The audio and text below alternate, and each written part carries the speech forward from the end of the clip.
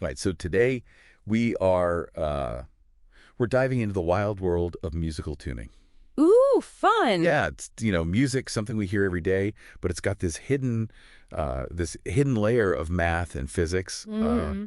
and it all comes down to tuning. And um, we're going to be using this awesome research paper, "The Evolution of Musical Temperament and Tuning," to kind of guide us through this whole thing as a bit of a mind bender. It is. It is. It's one of those things that once you go down that rabbit hole, you never quite come out the same. Exactly, Yeah. exactly. Yeah. So, so let's get started. And um, why does tuning even matter? Like when we're listening to music, what's going on there?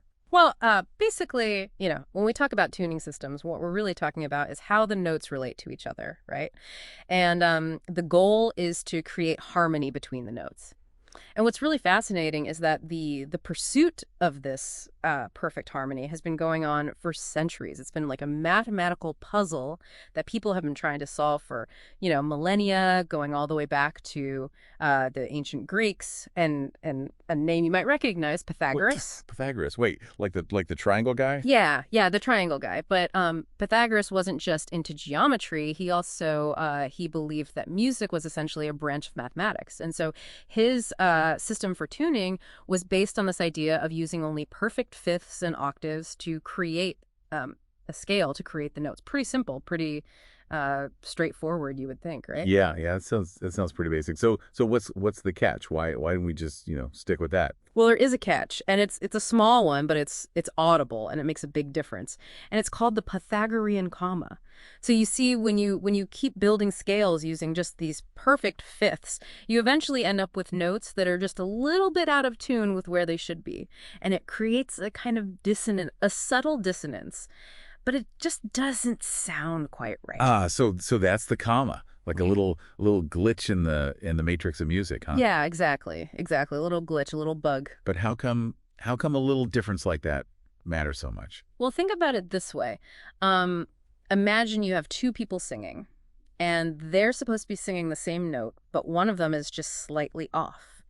It creates this kind of wobbly sound, this beating, and that's basically what the comma does. It's like this clash of frequencies that our ears pick up as disharmony. Right. And believe it or not, this tiny little comma had a huge impact on music, especially ancient Greek music. Because of that comma, they were really limited to mostly five-note scales, which is interesting because it's very similar to the pentatonic scales that we hear in a lot of blues music today, actually. Wow. So the Greeks were kind of stuck with five notes for centuries because of this comma. That's wild. So what changed? What happened next? Well, fast forward a bunch of centuries to the Renaissance, and things start to get a little more complex. This is when the pipe organ comes into fashion. It's this big, expensive, loud instrument that churches and concert halls are using to fill up these huge spaces with music. So louder music for bigger venues. Exactly.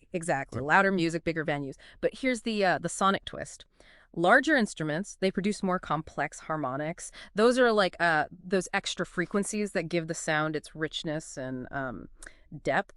But those harmonics, they started clashing with the old Pythagorean tuning system, Yeah. those commas. They became even more noticeable. Ugh, not the commas again. So what did they do? Did they just crank it up and ignore it? Well, they couldn't just ignore it. Musicians they're always striving for that perfect sound. So they started experimenting with different ratios, going beyond just the fifths and octaves that Pythagoras used. They started to bring in prime numbers like 5, 7, even 11. And that's how we get just tuning, which uses these more complex mathematical ratios to try and minimize those pesky commas. Just tuning, huh? Sounds promising. So did that finally solve the problem? Well, it got much closer. It really did. Just tuning creates these intervals that are more mathematically pure, and it really does reduce that dissonance from the Pythagorean comma. And there's always a but, right? Even just tuning couldn't completely eliminate the comma. It was always lurking there in the background. So close. But you mentioned that just tuning used even more notes per octave. So were they playing keyboards with like dozens of keys? Yeah, you're not far off. Some keyboards at the time had up to 18 keys per octave. Can you imagine trying to play that? It just goes to show how much effort they were putting into achieving this pure harmony. And this is where we get to a really fascinating period in music history and a bit of a tuning showdown, you might say. And that's where Johann Sebastian Bach comes into the picture, one of the greatest composers of all time. Oh, Bach. Now Yeah. we're talking. So where does he fit into all of Well, this? Bach was a big proponent of a new system called equal temperament, and this was a pretty radical idea at the time. It involved spreading that comma dissonance evenly across all 12 notes of the scale. So instead of having, some intervals perfectly in tune and others really out of tune, it was like a compromise where each note got a tiny little bit of the imperfection so that none of them sounded terribly out of tune. So equal temperament is like the Robin Hood of tuning systems, taking a little bit from each note to make everything sound fair. Exactly, exactly. But it was a difficult system to implement, and not everyone was on board with it. There's this famous story about Bach inspecting an organ that was built by a master craftsman named Silbermann. And Silbermann, he was a big believer in just tuning. Ooh, so we got a tuning rivalry going on here. Tell me more. Yeah, so the story goes that Bach is inspecting this organ, and being the clever musician that he was, he starts playing a fugue in F sharp major. And on an organ tuned to C using just tuning, that would have sounded terrible. Silbermann, realizing what Bach was up to, well, reportedly, he threw Bach's wig right out of the choir loft. He threw a wig. No way. That's amazing. So Yeah. what happened? Did they have like a tuning duel?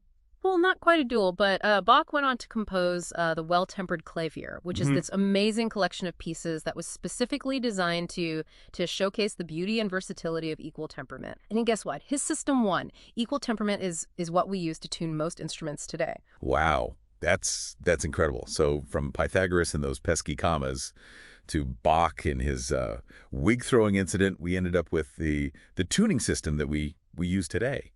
It's amazing to think about the journey and all the brilliant minds involved. But here's a question: if equal temperament is the winner, does that mean the quest for perfect tuning is over?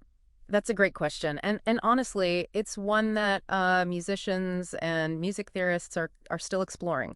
Remember, equal temperament, it's a compromise. It does make all the keys sound equally good, but some would argue that it sacrifices a bit of the pure mathematical beauty of just intonation. Yeah. Who knows? Maybe someday we'll have instruments and tuning systems that can give us the best of both worlds. That's pretty mind-blowing. So the next time you're listening to music, just take a moment to appreciate the history and the math behind those perfectly tuned notes. And hey, maybe you'll even be inspired to explore some of those alternative tuning systems for yourself. You might be surprised at what you discover. Yeah.